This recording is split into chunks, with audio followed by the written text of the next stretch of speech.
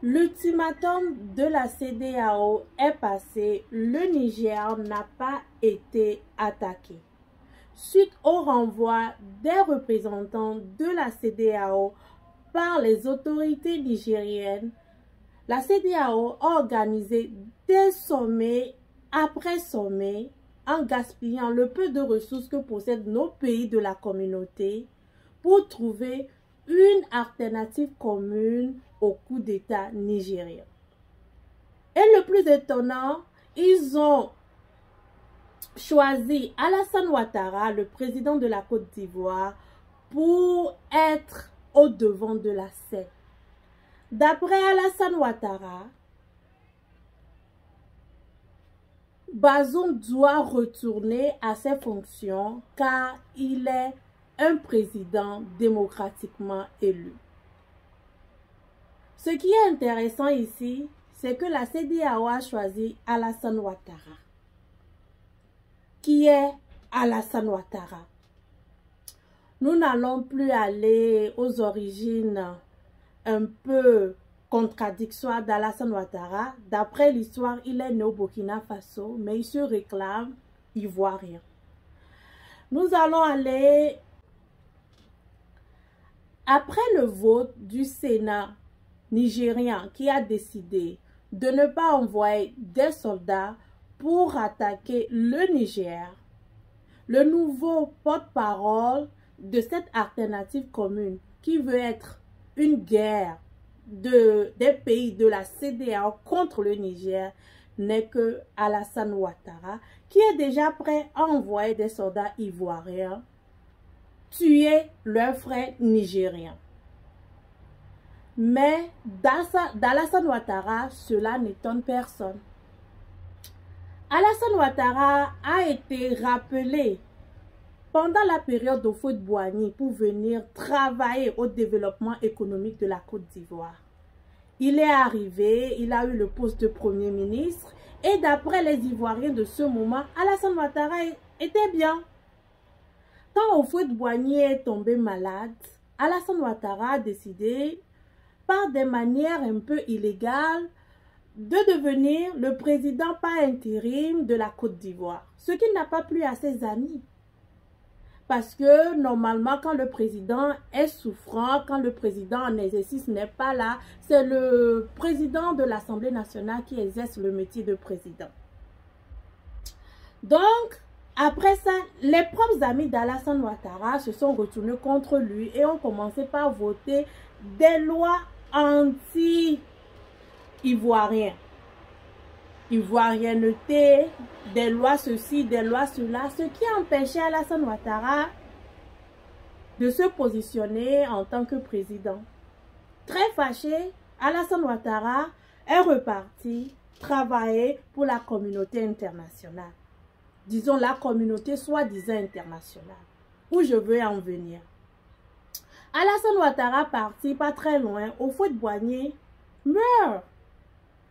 Et son ami Kona Bédié devient président par intérim et finalement se positionne candidat et gagne les élections présidentielles.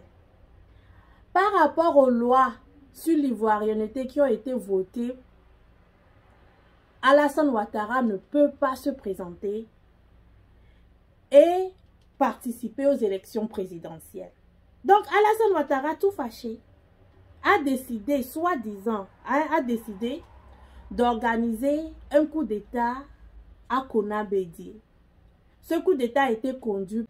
Le coup d'État contre Bédié, conduit par le général Gueye, serait financé par Alassane Ouattara. Mais le nom de Ouattara, quand même, est apparu dans ce coup d'État.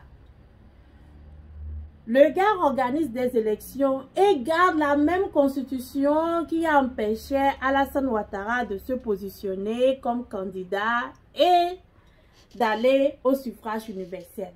Qu'est-ce qu'Alassane Ouattara fait? Il organise une rébellion. Donc, ce n'est pas Gbagbo qui a empêché Alassane Ouattara de se positionner son candidat, c'est les lois que les propres amis d'Alassane Ouattara ont votées. Donc, Alassane Ouattara se dit qu'il est qu'il a organisé cette rébellion parce qu'on l'empêche de se positionner comme candidat. Les lois sur l'ivoirianité l'empêchent de se positionner comme candidat. Alors, il a organisé une guerre civile contre ceux qui sont au pouvoir. Je le dis encore, Alassane Ouattara a participé à la rébellion contre Gbagbo, Laurent Gbagbo, parce qu'on l'empêchait de se positionner contre candidat. Donc c'est lui, aujourd'hui, qui veut lutter, qui veut que la junte, ceux qui ont fait le coup d'État du Niger, démissionnent, laissent leur poste, démissionnent et qu'ils remettent Bazoum à la présidence. Ok. Après ça,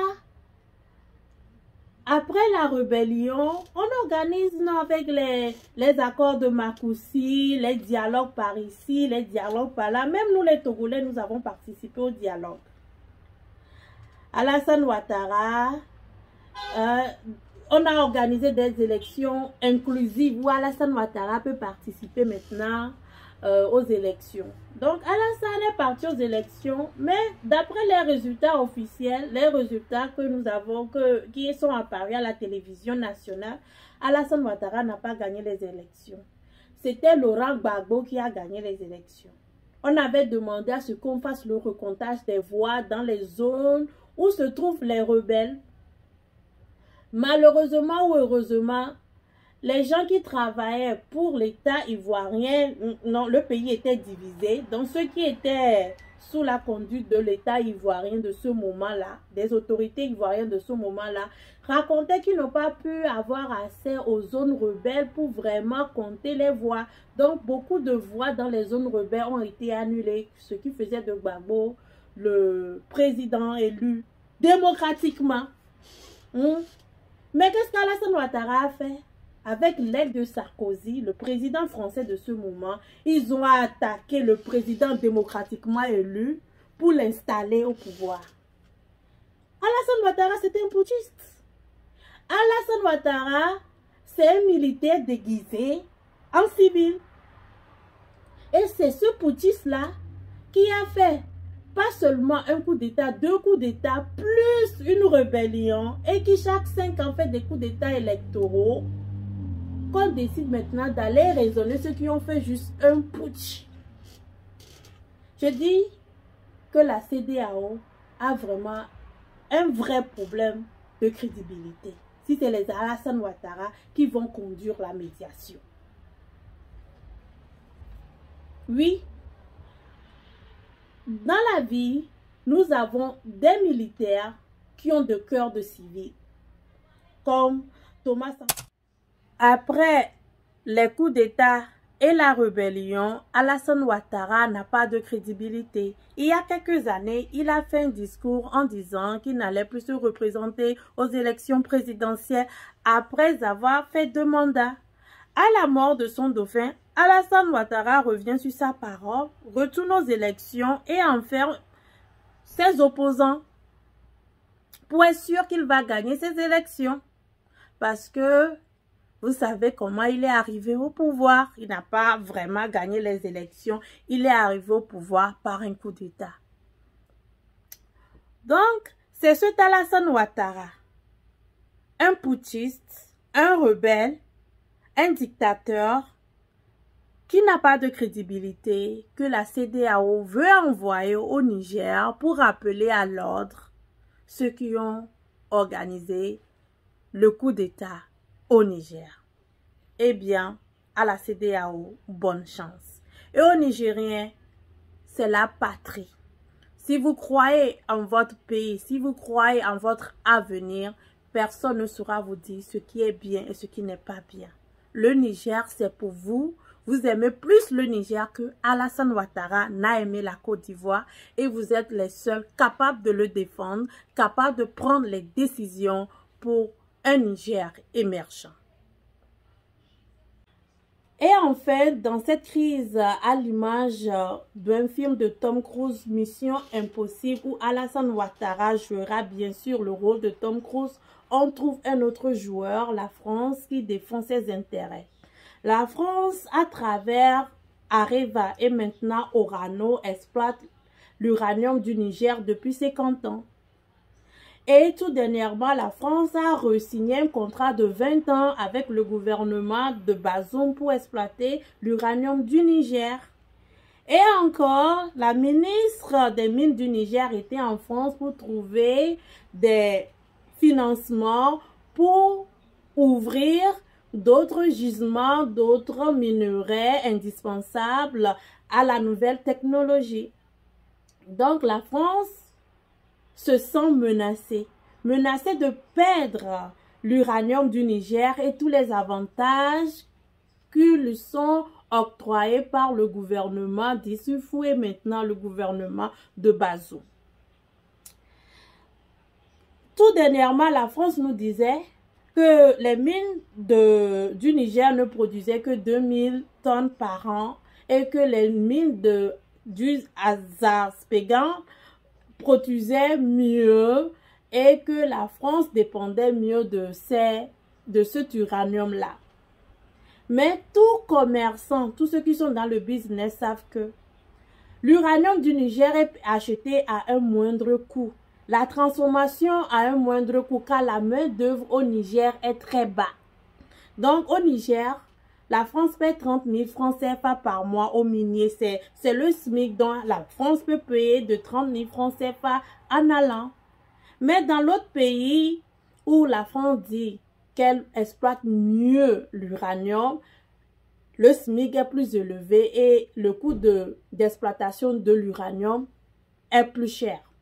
Et maintenant, la France exploite à travers Orano aussi l'uranium au Canada. Et nous savons aussi qu'au Canada, les gens sont payés par heure et le minimum c'est 16 $ par heure, 16 $ canadiens par heure.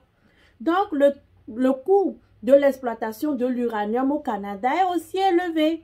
Donc, c'est l'uranium du Niger qui a un coût très bas qui permet à la France de pouvoir faire ses exploitations. Comme les gens dans le business, on sait qu'il faut un produit très élevé, un produit de moyen coût et un produit de bas coût. C'est pour ça que quand Orano parle de l'exploitation de l'uranium, Orano parle d'exploitation mixte d'uranium. Donc je me dis quelque part que le coût très bas de l'uranium du Niger permet à Orano de pouvoir exploiter surtout les mines du Canada. Donc, si Orano perd ces mines du Niger, il aura des difficultés à exploiter les mines du Canada qui coûtent plus à l'exploitation que les mines du Niger. Donc, Orano a besoin de garder ces mines et la France a besoin de garder Orano, son entreprise, ouverte. Donc, tout ce gesticulat que la France fait, c'est pour pouvoir garder son entreprise. Et nous savons déjà que Areva avait eu un problème financier parce que la directrice de ce moment, elle avait la folie des grandeurs, elle se lançait dans des gros projets et Areva a perdu beaucoup d'argent, d'où Areva est devenue une partie de Orano. Donc, si aujourd'hui Orano perd le Niger, les mines du Niger, Orano aura des difficultés aussi à exploiter les autres mines entièrement parce que l'uranium, l'exploitation coûtant plus cher, le prix de l'uranium sera plus élevé et Orano ne peut peut-être pas faire face à ses concurrents sur le marché. Ça, c'est très économique et je sais que ceux qui sont dans le business comprennent. Un produit à coûts élevés, le même produit à coût élevé, le même produit à coût moyen, le même produit à coût très bas. Et maintenant, tu combines le tout et tu divises par 3 et tu as un prix pour tous les produits. Donc, je pense que c'est ce que Orano fait. C'est pour ça qu'il qualifie sa production d'uranium mixte, de production mixte. Donc, si la France perd l'uranium du Niger, la France a beaucoup de chances de perdre les autres exploitations et de fermer Orano, qui est une société qui emploie beaucoup de gens et qui paie ses taxes. Donc, on veut aller en guerre et tuer des Nigériens, verser du sang pour garder une société ouverte, une société qui emploie les Français. Alassane Ouattara veut aider la France à rétablir l'ordre au Niger par la guerre et non par le dialogue. Parce qu'il faut aider une société française à garder, à rester ouverte et à pouvoir employer les Français et payer les taxes en France. C'est triste pour nous les Africains.